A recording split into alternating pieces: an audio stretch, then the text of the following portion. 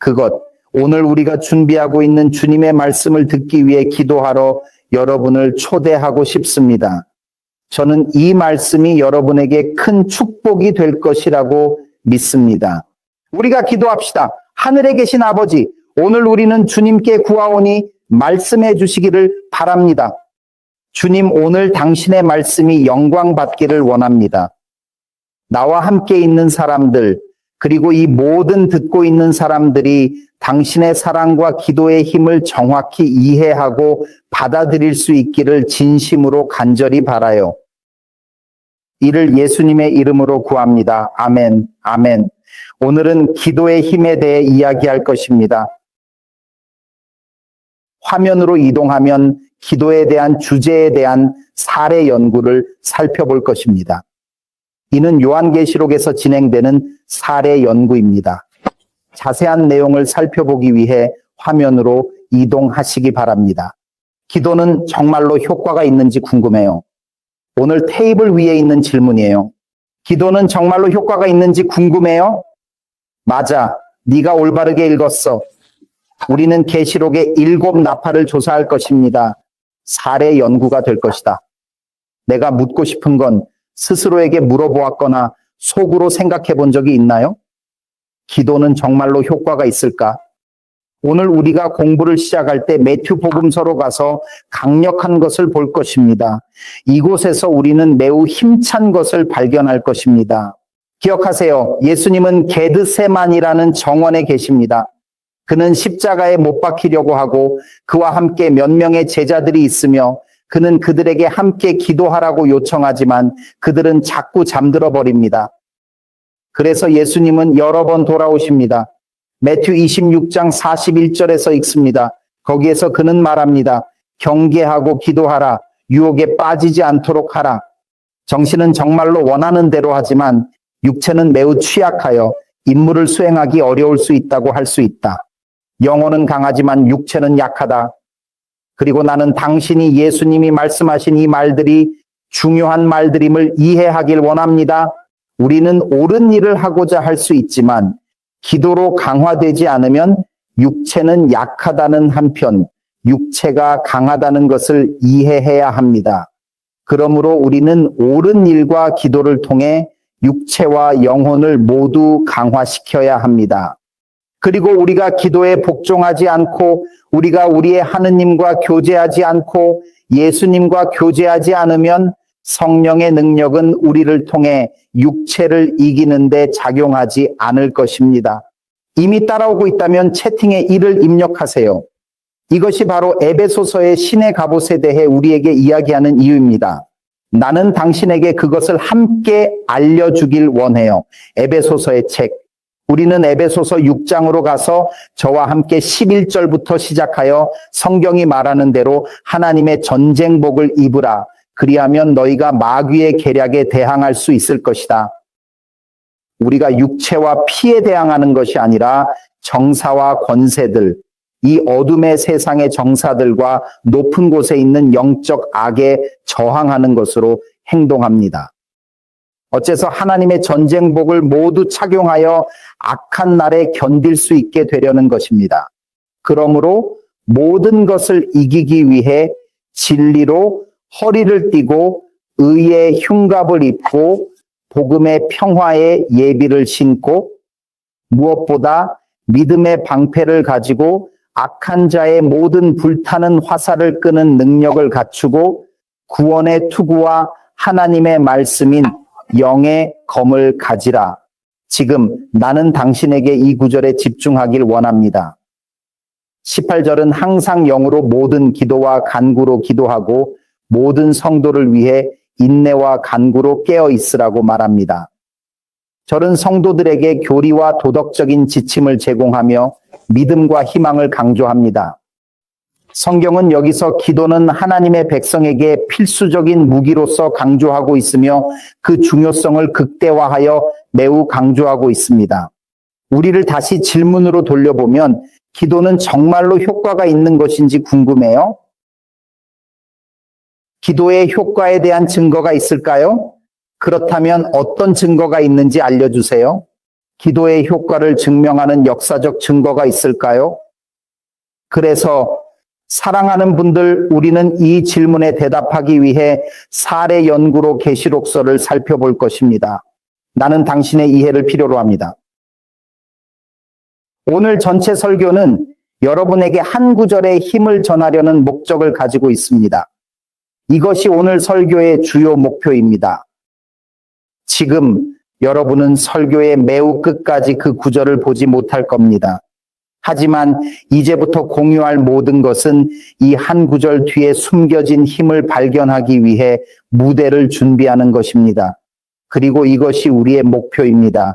이렇게 진행될 것입니다. 당신에게 희망을 줄 거야. 채팅에 시작해봐. 흥분돼 있다면 7을 넣어봐. 이것은 당신에게 희망을 줄 것입니다. 이것은 당신이 보게 될 것을 도와줄 것입니다. 예, 하나님은 기도에 응답합니다.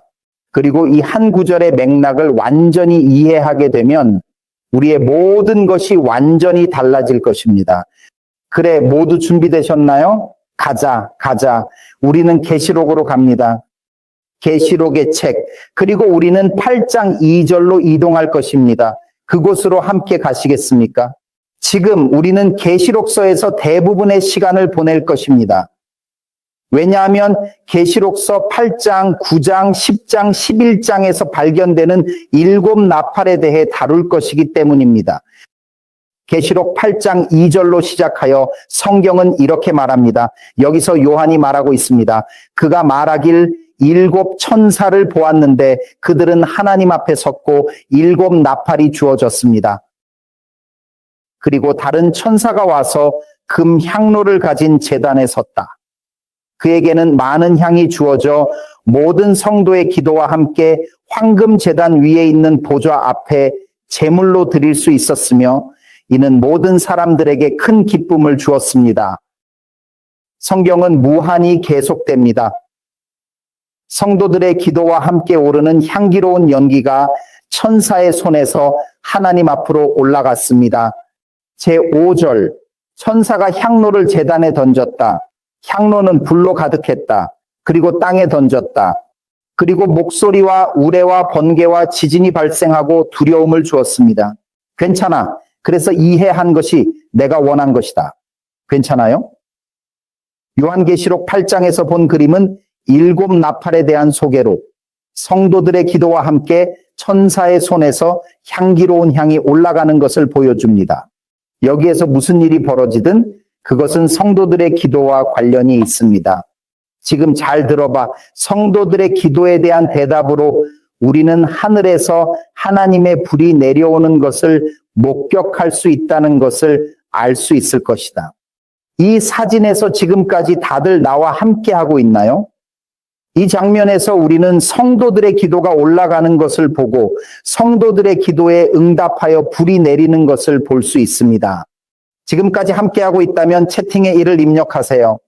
괜찮아. 너희들이 다 나를 따르고 있는 걸 보고 있어. 지금. 자, 계속 진행해 봅시다. 그래서 우리가 여기서 하고 싶은 것은 간단한 질문을 하고자 하는 것입니다. 먼저, 성경에서 나팔은 어떤 상징을 가지고 있나요? 그것들은 어떤 목적으로 사용되었나요? 우리는 나팔 소리의 중요성을 이해하려면 그것을 반드시 이해해야 합니다. 계시록 8장에는 7개의 나팔이 울리는데 이 나팔은 어떤 것을 상징하는지 알 수 있을까요? 화면으로 돌아가서 함께 주목해 주세요. 몇 군데 방문하여 확인할 것입니다. 우리는 계시로 갈 것입니다. 미안합니다. 우리는 숫자 10장 2절로 갈 것입니다. 성경은 여기서 말합니다. 하나님이 말씀하시며 이스라엘 자손들에게 지시하시고 모세를 통해 말씀하셨습니다. 이것을 만드십시오. 은으로 된 2개의 나팔을 하나로 만들어 사용하십시오. 그것으로 회중을 소집하고 진영을 이동하십시오. 괜찮아? 그래서 만약 나가게 된다면 숫자에 따르면 나팔을 불 때의 목적은 무엇인지 묻는다면 어떨까요? 그렇다면 답은 무엇일까요? 대답은 목사님, 나팔 소리는 을 상징합니다. 그것은 상징이었습니다. 그것은 하나님의 백성을 모으고 그들에게 전진하고 나아가라고 말하는 데 사용되는 것이었습니다. 괜찮아요? 그래서 메모할 때는 소리를 적어주세요. 나팔은 이스라엘의 아이들을 상징했다. 그들의 여정을 계속하며. 라파였을 때 그것은 전진을 부르는 소리였다. 다들 따라오고 있나요? 지금까지는 괜찮아? 다음 슬라이드로 가자. 숫자 주목 10장 9번째 절. 당신의 땅에서 당신을 압박하는 적과 전쟁을 하게 된다면 그럼 나팔로 경보를 울리게 하라. 그리고 당신은 주 여호와 앞에서 기억될 것입니다. 너는 적으로부터 구원을 받을 것이다.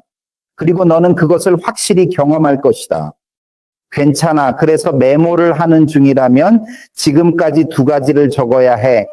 첫 번째, 트럼펫은 하나님의 백성이 전진하는 것을 상징합니다. 둘째, 나팔은 하나님의 백성이 적으로부터 구원을 받는 것을 나타내는 상징입니다. 다들 따라오고 있나요? 괜찮습니다. 훌륭합니다. 계속 움직이자. 계속 화면으로 돌아갈 것입니다. 나는 여호수아서 제6장 5절을 주목하길 원합니다. 트럼펫에 관한 또 다른 이야기를 우리에게 알려줍니다. 이것은 예리고 주위를 행진하는 때입니다. 맞아. 요수아서 6장 5절에서 일어나는 일 주목하길 바랍니다. 양의 뿔로 긴 유리를 만들 때 이루어질 것이다. 그리고 나팔 소리를 들을 때 모든 사람들은 큰 소리로 소리를 지를 것이다. 또한 그 도시의 벽은 어떤 행동을 할 것인가? 갑작스럽게 무너져 내려서 모두 놀라게 했다. 그리고 사람들은 올라갈 것이다. 그는 즉시 그 앞으로 간다. 그래서 다시 한번 우리는 여기서 나팔이 불리는 것을 보고 있습니다. 구약 성서의 특정 이야기 중 하나. 트럼펫이 불리는 것을 보여줍니다. 적의 도시가 무너졌습니다. 함께 해봅시다. 첫 번째, 트럼펫은 전진을 상징합니다. 두 번째, 트럼펫은 구원받음을 상징합니다. 세, 트럼펫은 적의 반대가 무너지는 것을 상징합니다. 괜찮아. 와, 우리는 하나 더 얻었습니다. 하나 더. 우리는 판사기 7장으로 갈 것입니다. 이것은 기드온의 이야기이며 나팔과 관련된 이야기입니다. 또 다른 이야기입니다. 기드온에게 300명과 전진하라고 말씀하셨던 것을 기억하실까요? 그들은 적과 싸움을 위해 그들은 나팔을 불어요. 나와 함께 주목해 주세요, 판사님들. 7장 21절. 각자의 위치에 서 있었다. 그리고 모든 호스트들이 달려서 울고 도망갔다. 이거 봐. 그리고 300명이 나팔을 불었습니다. 주님께서 각 사람의 칼을 서로 맞붙이게 하셨으며 이와 같은 사건이 군대 전체에 전파되었습니다. 나팔이 불리면 하나님의 백성이 전진하여 적들을 엎드리고 서로 무기를 돌린다는 것을 상징하는 것입니다. 여기서 당신이 보고 싶은 것은 그것뿐입니다.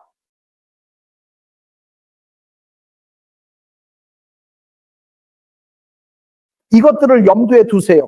왜냐하면 우리가 요한계시록의 이 7 나팔이 무엇을 이야기하는지 이해하게 될 때 이의 중요성을 명확하게 인식하게 될 것입니다.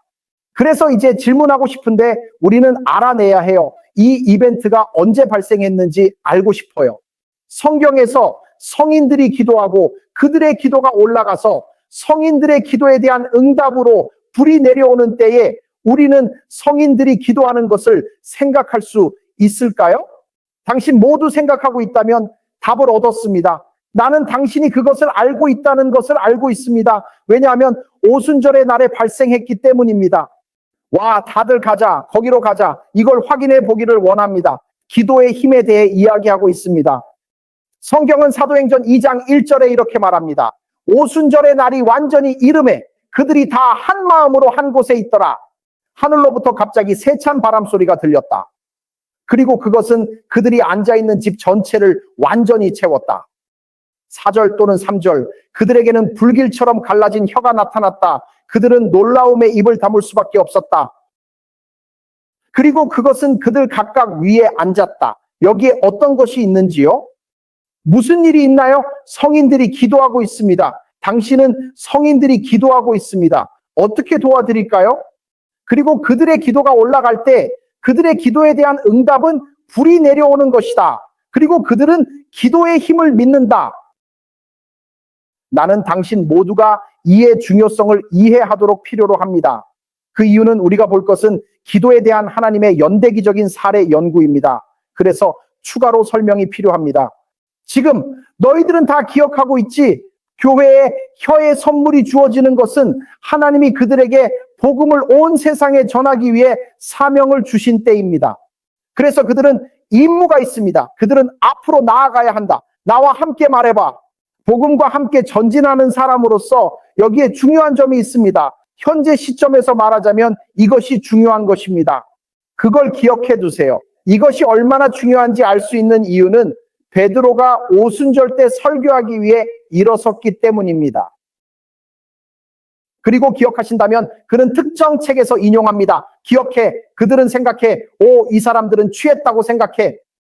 그들은 무엇을 말하고 있어? 피터가 말해. 얘들아, 우린 취하지 않았어. 주의해. 화면으로 돌아가자. 피터는 요엘의 책에서 인용한다. 그렇게 해서 우리는 함께 공부할 수 있을 것이다. 그가 인용한 내용입니다. 그는 말합니다. 이것은 선지자 요엘에 의해 말씀하신 것으로 알려져 있는 사실입니다. 이걸 들어봐. 마지막 날에 이루어질 것이다. 하나님의 구원을 받으라. 내 영을 모든 육체에 부어주리라. 너희 아들들과 딸들은 예언하며 너희 젊은이들은 환상을 보고 너희 늙은이들은 꿈을 꾸리라. 그리고 나의 종들과 여종들에게 나의 영을 부어주리니 그들은 예언할 것이며 하늘 위에 기적을 보이며 땅 아래 피와 불과 영이의 기운을 보이리라. 해가 어둠이 되고 달이 피로 변하기 전에 주님의 크고 주목할 만한 날이 올 것이다. 그리하여 나의 종들과 여종들은 주님의 영광을 찬양하리라. 이는 주님의 뜻이니라. 와, 지금 여러분에게 질문을 하겠습니다. 성령 강림의 날에 있었다면 당신 중 몇 명이 피터와 같은 모습이었을까요? 무슨 얘기하고 있어? 우리는 피도 못 봐. 해 어두워져도 못 봐. 이런 건 못 봐. 무슨 얘기하고 있는 거야? 아마도 당신은 피터가 왜 요엘의 책에서 인용하고 있는지에 대해 질문할 것 같습니다. 이게 왜 중요한지 알고 싶으신가요? 사랑하는 분들께서는 요엘 2장이 어떻게 시작되는지 주목하시기 바랍니다. 이 책은 성령의 감동 아래에서 피터가 인용한 책입니다. 피터는 이 책을 인용하고 있습니다.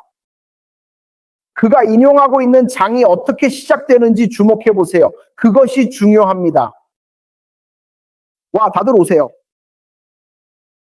와, 만약에 누군가가 이해하고 있다면 제가 대신에 채팅에 1을 넣어주세요. 이 장은 시작됩니다. 감사합니다. 저는 도움이 필요합니다.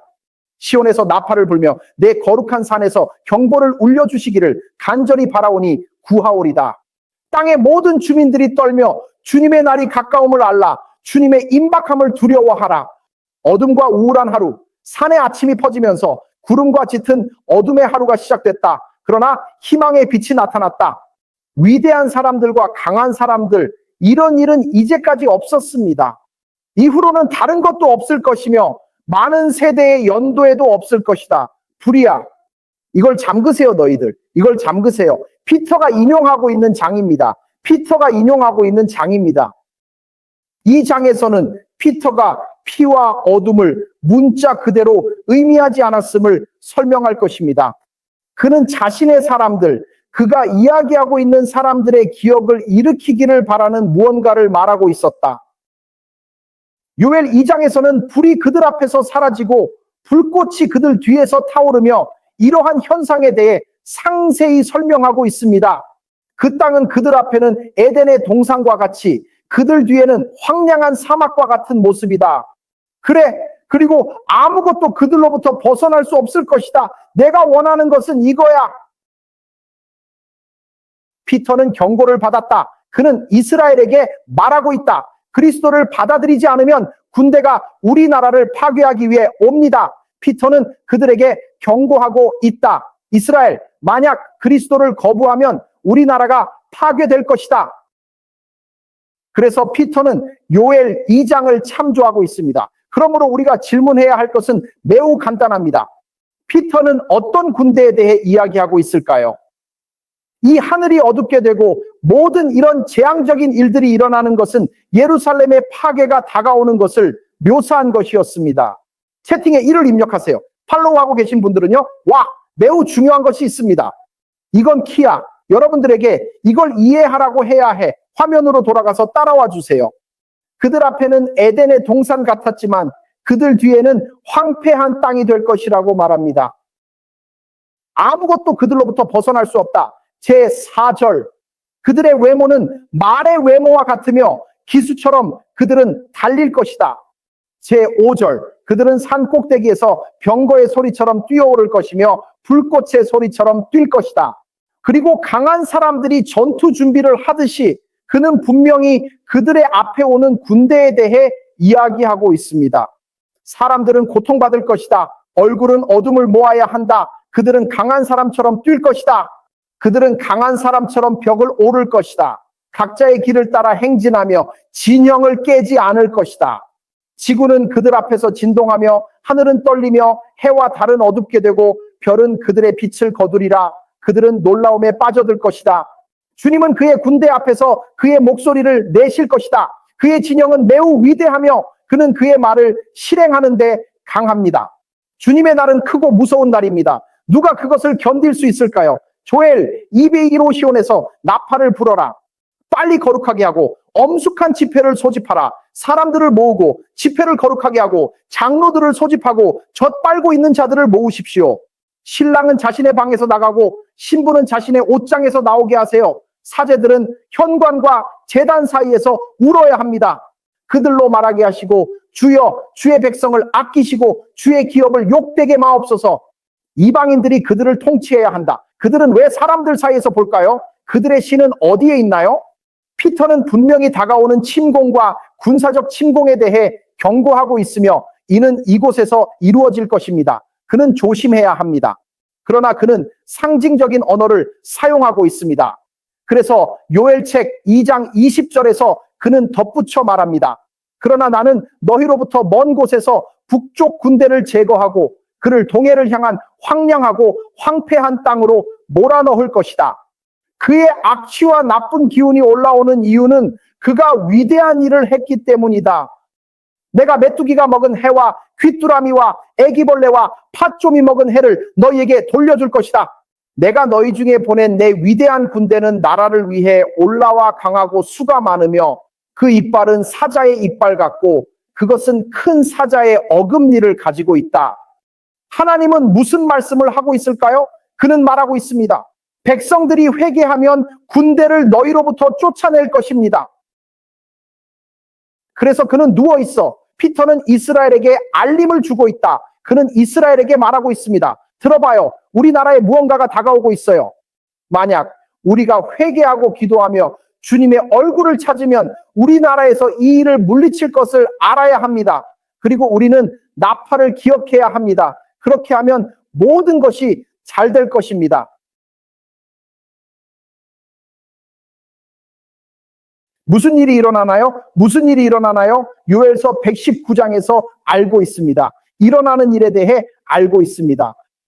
성경은 주님께 내가 부르짖으리라고 말합니다. 불은 황무지의 초원을 태웠다. 불꽃이 들판의 모든 나무를 태웠습니다. 그는 예루살렘의 임박한 파괴에 대해 이야기하고 있습니다. 그는 죄에게 돌아가고 있고 사람들의 마음에 가져다 줍니다. 이것을 주목하세요. 이스라엘은 그리스도의 초기 추종자들이 경고를 듣기 위해 한 번의 귀를 기울였는지 알려져 있습니까? 그들은 그렇지 않았다. 실제로 사도행전 7598에서 첫 기독교 순교자 스테판의 돌진을 발견할 수 있습니다. 성경은 말합니다. 성경은 요엘이나 사도행전 7장 58절에 말하고 있습니다. 그가 말하되 보라 나는 하늘이 열리고 하나님의 오른편에 선 인자를 본다. 그들은 소리쳤고 귀를 막고 일제히 그에게 달려들었으며 도시 밖으로 내보내고 돌로 치기 시작했다. 그리고 증인들은 젊은이의 발 앞에 발을 내렸거나 옷을 젊은이의 발 앞에 내렸는데 그 이름은 올이었다. 너희들은 그 이야기를 정확히 이해했어. 이곳은 스티븐이 돌로 맞는 곳으로 알려져 있습니다. 사실 이스라엘은 하나님의 탄원을 거부했었습니다. 그들은 하나님을 부르며 스테판을 돌로 치렀다. 주여 내 영혼을 받으소서라고 말했습니다. 우리는 첫 번째 기독교 순교자가 하나님의 축제인 사람들에 의해 순교당하는 것을 가지고 있습니다. 이 사람들은 자신의 신앙을 위해 희생을 감내하며 예수 그리스도를 따르는 모범적인 삶을 살았습니다. 그들은 초기 교회의 적으로 선언되었으며 이 기반을 설정하였고 그들은 이를 유지해 오는 동안 성장하였습니다. 나는 당신들에게 이걸 잡아야 해. 지금 우리는 첫 번째 트럼펫으로 돌아갑니다. 트럼펫 번호 1이 말하는 것을 주목해봐. 첫 번째 트럼펫, 계시록 8장 7절. 첫 번째 천사가 나팔을 불렀고 그 뒤에는 용암과 피가 섞인 우박이 떨어지고 땅에 던져졌다. 그리고 나무의 세 번째 부분은 타버리고 푸른 풀이 모두 타버려 사라져 버렸다고 한다. 지금 질문을 하려고 하는데 도움이 필요해요. 우리는 이미 나팔이 상징한다는 것을 보았습니다. 먼저 나팔은 어떤 대답에 대한 대답으로 불리는 것인가요? 나를 위한 채팅에 넣어주세요. 성도들의 기도에 대한 응답으로 나팔이 불립니다. 감사합니다. 기도해 주시기 바랍니다. 그것은 한 개의 번호입니다. 그래서 나팔이 울리면 우리는 몇 가지를 기대할 수 있습니다. 첫째, 그것은 하나님이 그의 백성에게 어떤 일을 하라고 명령하시는 것인가요? 앞으로 전진하세요. 둘째로, 그것은 하나님의 백성의 적들의 패배를 상징하는 중요한 사건으로 기억될 것입니다. 너희들은 나와 함께 있니? 번호 3, 그것은 하나님의 백성의 적들이 서로의 무기를 돌리는 것을 나타낼 것입니다. 그리고 이것을 확인해 주세요. 기도에 대한 이 모든 것을 보여드리고 있습니다.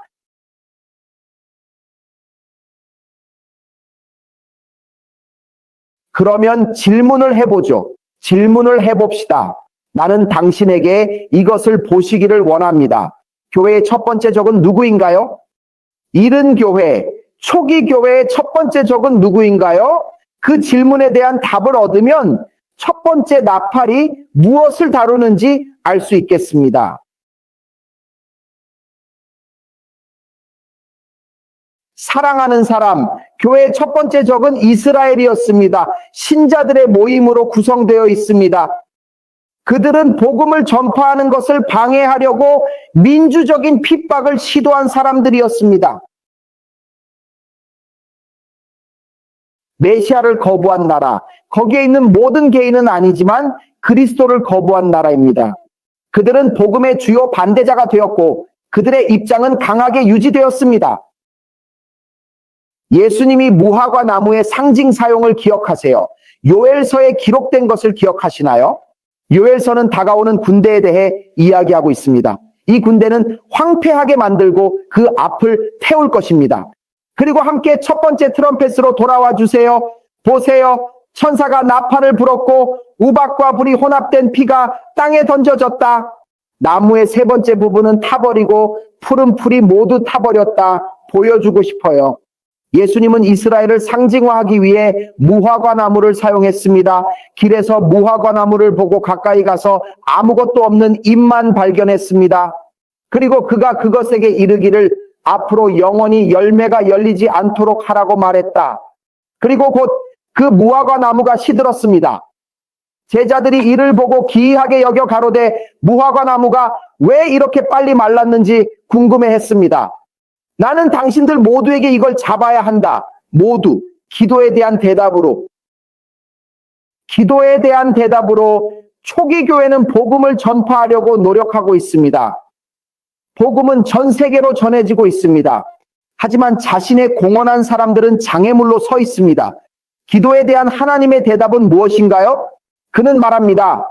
우리는 그들을 길에서 빼고 있습니다. 우리는 하나님의 메시지가 전진하기 위해 이 나라를 움직일 것입니다. 에스겔서 20장 46절의 책임자야, 남쪽을 향하여 네 얼굴을 향하고 남쪽으로 네 말을 떨어뜨려 남쪽들의 숲에 대하여 예언하고 남쪽의 숲에게 이르기를 주의 말씀을 들으라. 여호와를 구원하라. 보라, 내가 너 안에 불을 피우리라. 그것은 너의 모든 푸른 나무와 말라있는 나무를 삼켜버릴 것이다. 불타는 불꽃은 소멸되지 않으며 남쪽에서 북쪽까지 모든 얼굴이 그 속에서 타버릴 것이다. 하나님은 노력하고 있었다. 이렇게 말하자면 이 첫 번째 나팔은 복음의 적들에 대한 하나님의 벌이다. 하지만 그 노력은 결국 성취되지 않았고 더 많은 시간과 노력이 필요했다. 성경은 이사야 40장 6절, 목소리가 말했다. 부르라고. 그는 말했다. 내가 외치겠는가? 육체는 풀, 아름다움은 들의 꽃과 같다. 잔디는 시들고 꽃은 시들어간다. 주님의 영이 그 위에 불어오기 때문이다. 확실히 사람들은 풀과 같다. 이것은 첫 번째 나팔이다. 사랑하는 이여, 예루살렘의 멸망은 70년 전에 발생했습니다. 이것은 예루살렘의 파괴입니다. 그리고 이것을 봐주세요. 누가 예루살렘을 파괴했나요? 그것은 로마인들이었습니다. 예수 그리스도의 십자가에 참여한 두 그룹이 서로에게 칼을 돌리고 이로 인해 로마인들이 예루살렘을 파괴하게 되었습니다. 이는 큰 파괴와 혼란을 초래했습니다. 그리고 이 파괴 속에서 기독교인이었던 기독교인, 유대인, 기독교인들은 탈출하고 복음을 가져갈 수 있었습니다. 복음을 성장시키는 방법. 그리고 당신은 질문을 하고 싶습니다. 기도가 효과가 있는지 궁금하신가요? 기도는 효과가 있는지 궁금하신가요? 사랑하는 사람 답은 있습니다. 우리에게 증거가 있습니다. 듣다. 기도는 초기 기독교 교회가 복음을 전파하기 위해 앞서 나가는데 도움이 되었습니다. 기도는 신앙심을 강화하고 열정을 불러일으키는 중요한 실천입니다. 와, 계속 움직이자. 계속 움직이자. 예루살렘의 몰락. 이거 봐. 예루살렘의 적들의 몰락. 예루살렘의 몰락과 그들의 적들이 서로에게 칼을 돌리는 것은 첫 번째 나팔의 성취입니다. 두 번째 트럼펫은 어떻게 되나요? 성경은 여기에 말합니다. 그리고 두 번째 천사가 나팔을 불렀으니 그리고 불타는 큰 산 하나가 바다에 던져졌다. 바다의 세 번째 부분이 피가 되었고 생명이 있는 생물들 중 세 번째 부분도 죽었습니다. 배의 세 번째 부분 파괴. 우리는 이 나팔들이 실제 불과 실제 피에 대해 이야기하는 것이 아니라는 것을 보았다.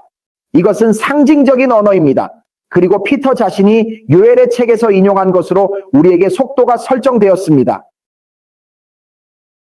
여기서 우리가 보는 것은 초기 교회의 첫 번째 장애물, 유대 국가의 제거였다는 것입니다. 이것이 첫 번째 나팔입니다.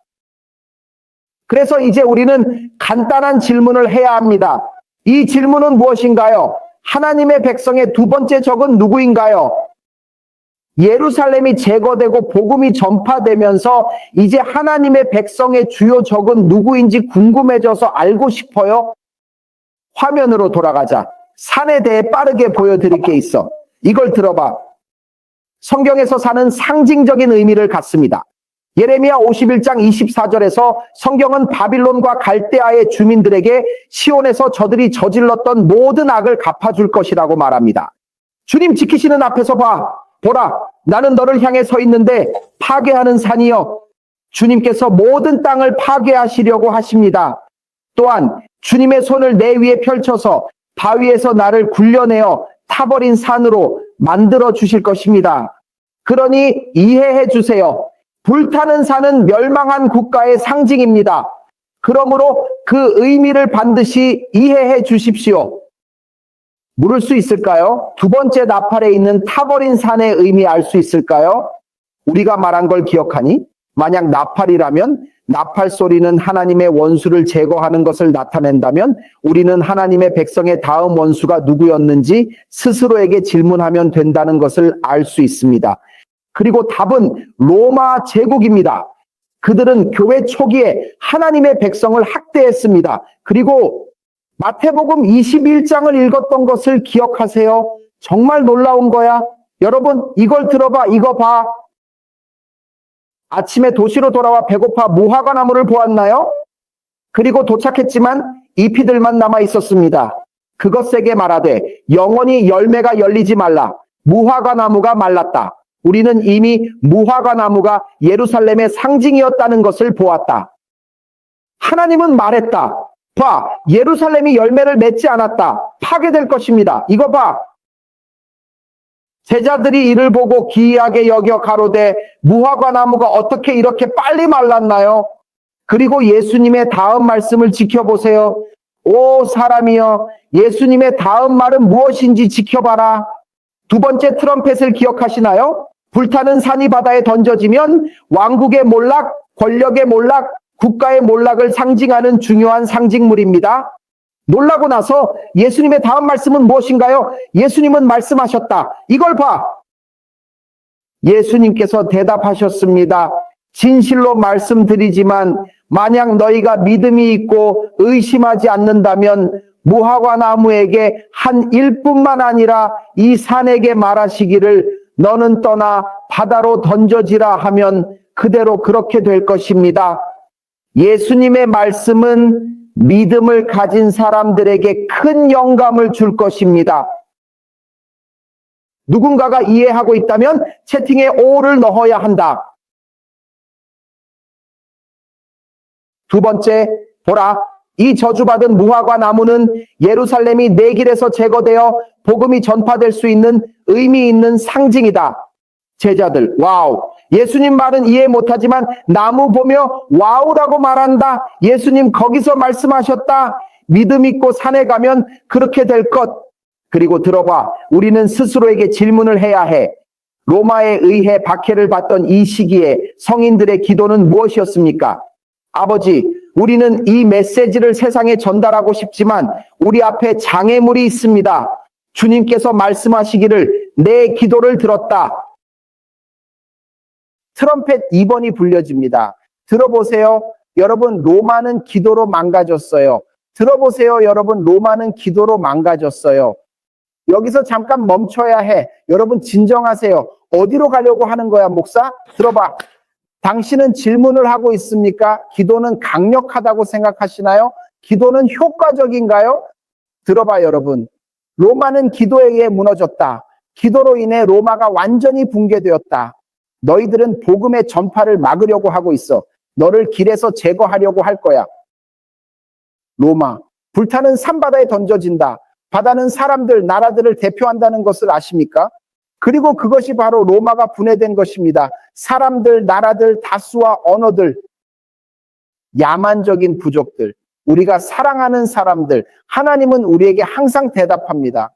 기도, 여러분 여기서 멈춘다면 지금 당장 당신에게 말하고 싶은 건 하나님은 기도에 응답한다는 것이다. 하지만 아직 끝나지 않았습니다. 추가로 더 많은 트럼펫이 올 예정입니다. 돌아가자, 돌아가자. 그리고 다시 우리는 자문을 구할 것입니다. 우리는 자문을 구할 것입니다. 교회의 두 번째 적은 누구인가요? 그리고 우리는 그 답이 로마 제국이었다는 것을 보았습니다. 그러니 이것을 보세요. 가을의 끝. 첫 번째 나팔은 예루살렘의 몰락을 상징하는 중요한 사건입니다. 두 번째 나팔, 로마 제국의 몰락. 그런데 로마는 어떻게 무너졌고 그 원인은 무엇이었을까요?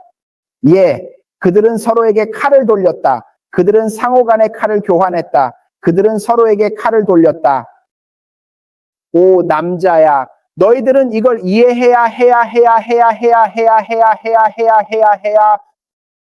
들어보았습니다. 로마가 무너지고 이제 우리는 세 번째 트럼펫을 보유하고 있습니다. 세 번째 나팔은 이렇게 읽힙니다. 세 번째 천사가 나팔을 불렀다. 하늘에서 큰 별이 떨어져 타오르고 있었다.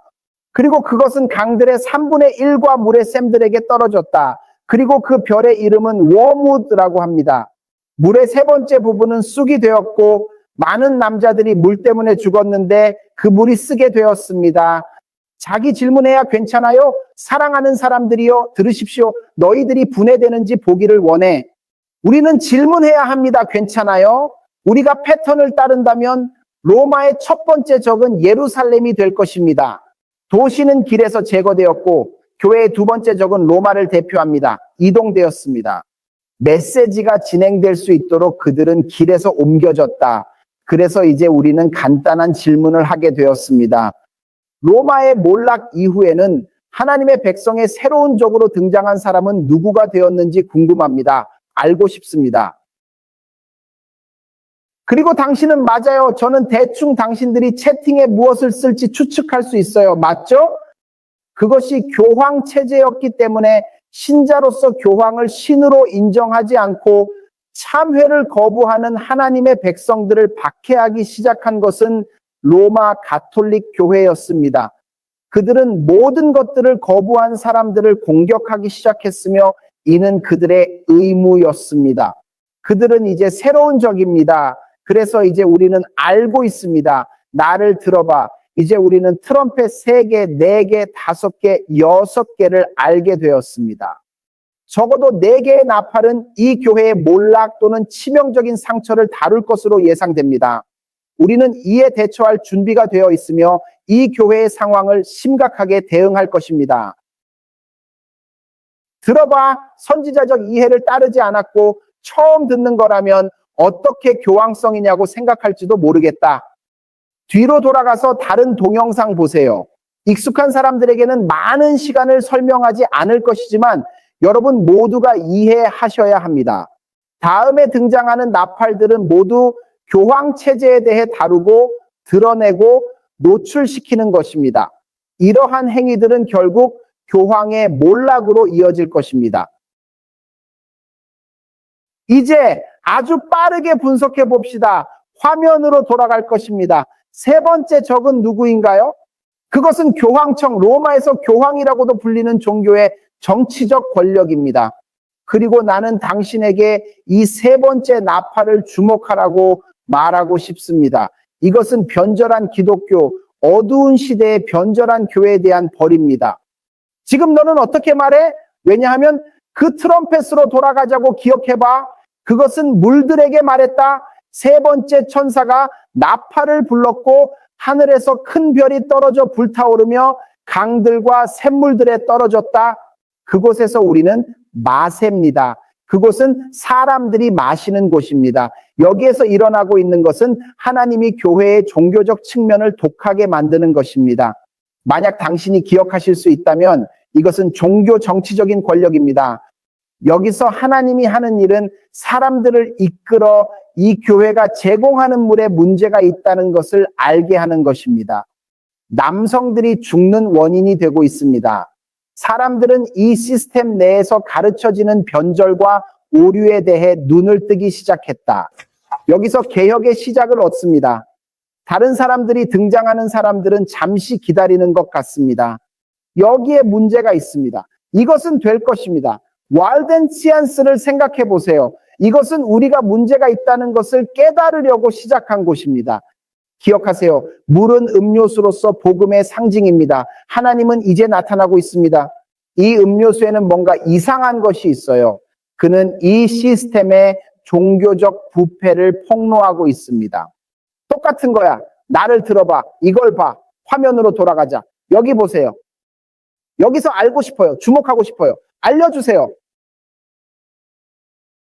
보라, 아모스 8세 1장 주 여호와의 말씀이니라. 보라, 내가 땅에 기근을 보내리라. 빵에 대한 기근도 아니요, 물에 대한 갈증도 아니요, 오직 주님의 말씀을 듣지 못하는 것이다. 그들은 바다에서 바다로, 북에서 동까지 배회할 것이다. 그들은 주님의 말씀을 찾기 위해 왔다 갔다 하지만 찾지 못할 것이다. 그날에는 아름다운 처녀들과 젊은이들이 목마르게 되리라. 그래서 이 3번째 나팔은 깨어짐을 나타내는 것으로서 명백하게 이해되었습니다. 이 시스템은 하나님 섬기기 주장하면서 잘못되었습니다. 4번째 잉크 천사 또는 나팔과 같습니다. 4번째 천사가 나팔을 불렀으며 태양의 1,3이 짙하고 달과 별의 1,3도 짙하였다. 그들 중 3번째 부분이 어두워졌고 낮은 부분에는 햇빛이 비추지 않았으며 밤도 마찬가지였다. 하나님은 여기서도 같은 일을 하고 있습니다. 그는 이 시스템의 어둠이 드러나도록 허용하여 사람들이 이 시스템에 문제가 있어 라고 말하기 시작하게 만듭니다. 사실 이사야 8:5에는 악을 선으로, 선을 악으로, 어둠을 빛으로, 빛을 어둠으로, 쓴 것을 달콤한 것으로, 달콤한 것을 쓴 것으로 하는 자에게 화가 있을 것이라고 말합니다. 그들에게 화가 임하리라. 이곳에서 하나님이 하는 일은 이 시스템의 영적 부패와 파산을 드러내어 하나님의 백성들이 보고 잠깐만요 라고 말할 수 있도록 하는 것입니다. 그리고 이것이 매우 중요합니다. 여기에 문제가 있습니다. 그들은 주장하는 사람들이 아닙니다. 이 시스템은 다릅니다. 그리고 이것은 교황 체제의 치명적인 상처를 초래할 것이다. 부분적으로 영향을 미칠 것이다. 신교 개혁의 근본입니다. 하나님의 의지는 무엇인가요? 나는 진보를 원해요. 나는 당신에게 앞으로 나아가기를 원합니다. 나는 이 시스템을 내 길에서 제거하여 네가 복음을 전 세계로 전할 수 있도록 할 것이다. 지금 확인해 보고 싶어요. 세 개의 트럼펫이 남아 있어요. 세 개의 다른 트럼펫이 있어요. 나는 당신에게 함께 메모하길 원해요. 나와 함께 주목하길 원해. 계시록 9장. 이제 기억하십시오. 우리가 방금 보았던 것은 다음과 같습니다. 교황청은 종교 정치 체제입니다. 트럼펫 3번과 4번은 이 시스템의 종교적 측면에서의 부패를 드러내고 있다. 하지만 현재는 5번과 6번 트럼펫이 이 시스템의 정치적 또는 군사적 측면을 다루고 처리할 것이기 때문에 중요합니다. 나와 함께 계시는 계시 9장 1절에서 5번째 천사가 나팔을 불었을 때 하늘에서 별이 떨어진 것을 내가 보았다. 그에게 심연 구멍의 열쇠가 주어졌다. 그는 무한한 구덩이를 열었다. 용광로의 연기처럼 구덩이에서 연기가 일어났다. 그리고 해와 공기는 구멍에서 나오는 영이 때문에 어두워졌다. 그리고 연기 속에서 지구 위로 메뚜기가 나왔다. 그들에게는 땅의 정갈들이 가진 힘이 주어진 것으로 알려져 있었다. 그들에게는 땅의 초목, 녹색물, 나무를 해치지 말라는 명령이 내려졌다. 하나님의 인장이 이마에 없는 사람들만 해당되며 그 외의 사람들에게는 해치기를 허용하지 않았다고 전해졌다. 지금 잠시 멈춰 볼게요. 잠시 돌아와 볼게요. 누군가가 질문을 하고 있고 우리는 거의 도착했습니다. 거의 다 됐어요. 우리는 당신의 마음을 불태울 구절에 도달하려고 합니다. 하지만 너에게 질문하겠다. 만약 요엘서에서 이와 같은 군대가 묘사되었다는 사실을 알고 있다면, 그리고 이것은 하나님이 그의 메시지에 반대하는 사람들에게 벌을 내리는 의미로 묘사되었다면, 그렇다면 계시록 9장에서 이 메뚜기 군대는 실제로 메뚜기 군대가 아니라는 것을 의미합니다. 사람들의 군대입니다. 하지만 이제 질문은 이들 사람들은 누구를 위해 오는 건가요? 누구 찾으러 오나? 이 사람들의 군대는 누구인가요? 우리는 현재 시기에 하나님의 백성의 적들이 교황 체제를 대표한다는 사실을 알고 있습니다. 그러므로 하나님은 다른 그룹의 사람들을 데리고 와서 교황청과의 충돌을 시작하게 할 것이며, 이를 통해 개혁자들이 메시지를 전달할 충분한 시간을 얻게 할 것입니다. 이러한 일련의 사건들은 교황 체제의 독점적인 권력을 도전하고 변화를 이끌어낼 것입니다. 지금 나는 당신이 이 역사를 알고 있는지 여부를 모르겠지만 우리는 이슬람 군대에 대해 이야기하고 있습니다. 우리는 십자군에 대해 이야기하고 있습니다. 나는 당신이 교황청이 종교개혁을 완전히 소멸시키려고 했던 시기에 있었음을 이해하기를 원합니다. 하지만 이 시기에 그들은 이슬람 군대의 공격을 받기 시작했고, 그들은 그들의 관심을 돌리고, 말하자면 이는 어느 정도 시간 동안 계속되고 있던 전쟁이었지만 결국 그들은 이슬람 위협에 대처하기 위해 그들의 전체적인 관심과 자원을 돌려야 했습니다.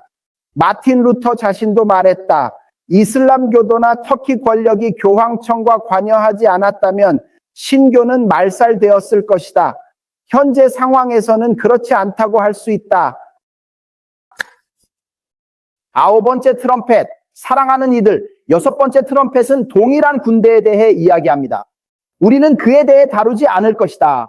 오늘의 메시지는 예언의 중요성에 관해 중요하지 않다.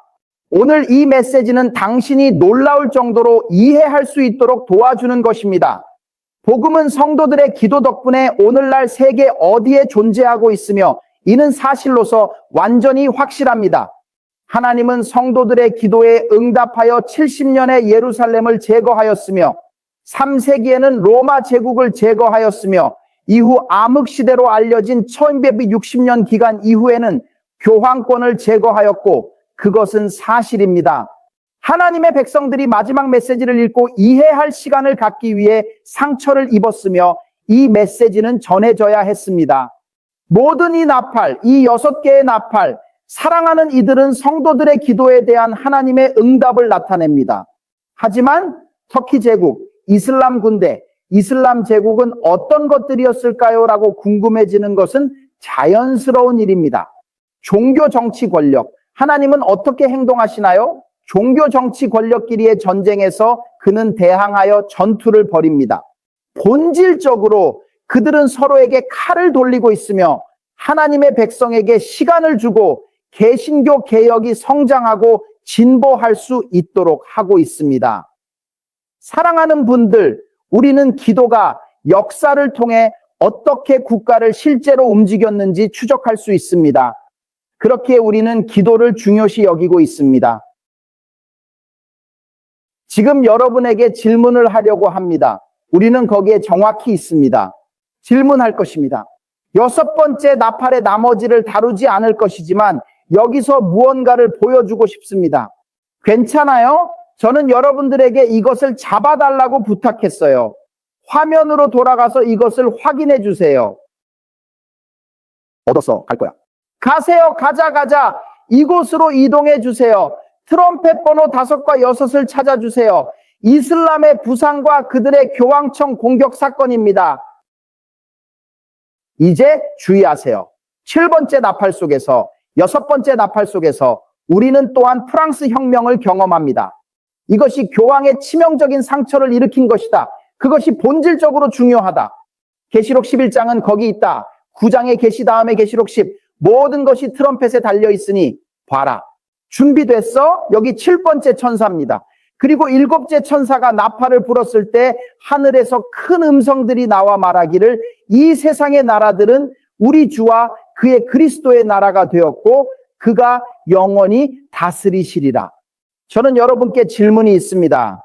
7번째 나팔이 주님의 왕국을 일으킨다면 그렇다면 하나님의 백성의 최후의 적은 누구인지 궁금합니다. 하나님의 백성의 최후의 적은 누구인가요? 왜냐하면 그들이 있는 곳에서 7번째 나팔은 그들의 몰락을 가져옵니다. 우리가 방금 7번째 나팔을 보았다면 세상의 왕국들은 주님의 왕국이 되었습니다.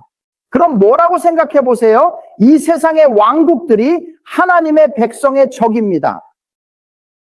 하나님의 백성과 싸우기 위해 모이는 사람들, 하나님의 계명과 예수의 증거를 지키는, 사실 이렇게 다시 말하게 해주세요. 하나님의 백성의 최후의 적은 누구인가요? 다들 바빌론을 봐요. 바빌론을 봐요. 이거 봐요, 다들. 바빌론을 봐요. 이거 보세요. 첫 번째 트럼펫, 예루살렘의 몰락입니다. 확인해 주세요. 두 번째 트럼펫, 로마의 몰락. 세 번째 나팔, 교황의 몰락. 세 번째 나팔, 교황의 몰락. 4번째 나팔, 미안합니다. 3, 4, 5, 6번째 나팔, 교황의 몰락이 일어났습니다. 교황청은 치명적인 상처를 입지만 치유될 것이다. 그들은 돌아와 수수께끼가 되며 베바론이 부활하고 변절한 개신교와 세계가 함께할 것이다. 제 7번째 나팔, 사랑하는 이들아, 바빌론의 최후적인 몰락이다.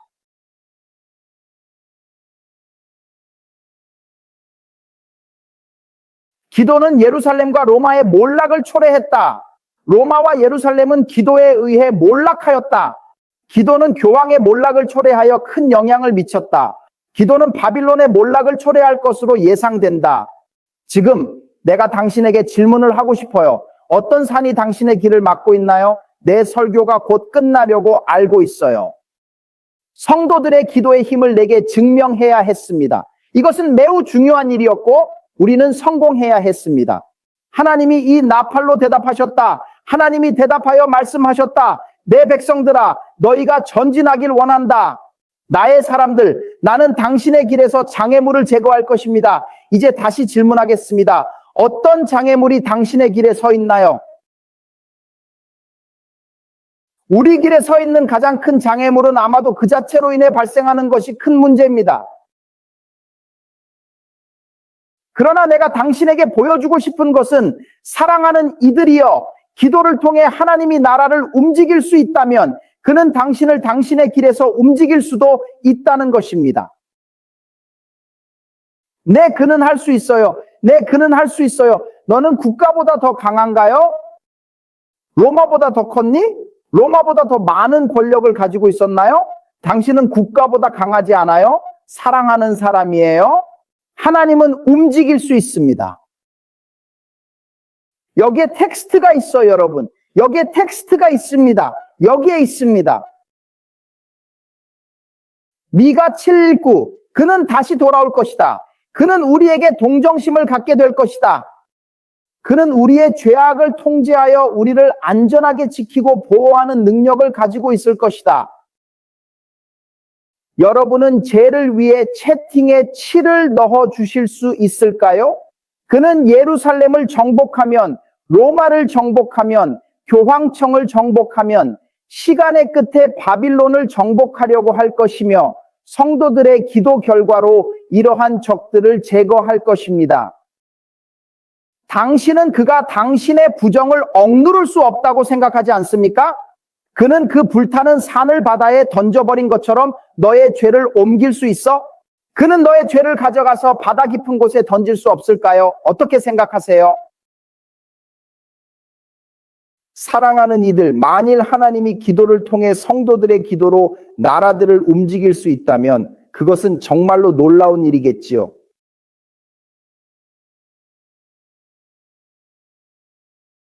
그는 당신의 삶에서는 절대 어떠한 죄도 움직일 수 없다는 사실을 강조하고 있습니다. 그는 어떤 죄도 용서하고 바다에 던질 수 없는 죄가 있을까요? 당신의 인생에서 그가 제거할 수 없는 장애물은 무엇인가요? 이웃 사회에서 빛이 되기 위해, 가족에서 빛이 되기 위해, 세상에서 빛이 되기 위해 전진할 수 있을까요? 당신의 삶에서 이 장애물을 어떻게 극복할 것인지 고민해 보세요. 기도는 효과가 있을까요? 당신이 역사를 보시기만 하면 돼요. 우리는 증거를 소유하고 있습니다. 이는 이야기적인 증거뿐만 아니라 성경적, 예언적, 역사적 증거입니다. 하나님은 기도에 응답하시고 산을 기도로 이동하며 나라를 제거할 수 있는 능력을 증명하셨습니다. 이 모든 사실들은 우리에게 하나님의 능력과 신실함을 분명히 보여줍니다. 그러므로 기도가 모든 것을 할 수 있다면 사랑하는 이들아, 너희 삶에서 기도가 할 수 없는 것은 어떤 것인가요? 당신이 앞에 있는 장애물에 대해 기도할 수 없는 이유는 무엇인가요? 어떤 제약이 있어서 그렇게 되는 건가요? 설명해 주세요. 내 아내는 그들을 트럼펫 기도라고 부르는데 내가 전에 말한 것을 듣고 한 번 눌리면 그녀는 트럼펫 기도를 시작한다고 말했다. 라파트 기도를 시작하면서 저는 믿습니다. 믿음이 저를 강하게 이끌어줍니다. 나는 당신이 이 기도들이 시간이 지남에 따라 점차적으로 올라갔음을 이해하길 원합니다. 하루 기도가 아니었습니다. 하나님이 대답했다. 기도를 계속해야 했습니다. 사랑하는 이들아, 우리는 기도에 끊임없이 머물러 있자. 당신이 원한다면 우리는 나팔 기도를 시작합시다. 채팅에 넣어주세요. 내게 나팔 기도 도움 주시고 기도할 때 주님께 죄 용서해 주시기를 믿게 해주세요. 하나님이 이 죄를 나로부터 제거하게 하소서. 기도할 때 주님 자아가 지금은 내 방해물이 되었음을 알려드리고자 합니다. 자기 자신을 제거해 주세요. 하나님이 말씀하신 대로 너희가 이 산에게 이 바다로 옮겨가라고 말할 수 있는 믿음을 가지자. 그러므로 하나님은 너희가 그에게 더 가까이 다가갈 수 있도록 너희 앞에 있는 장애물을 움직일 수 있다.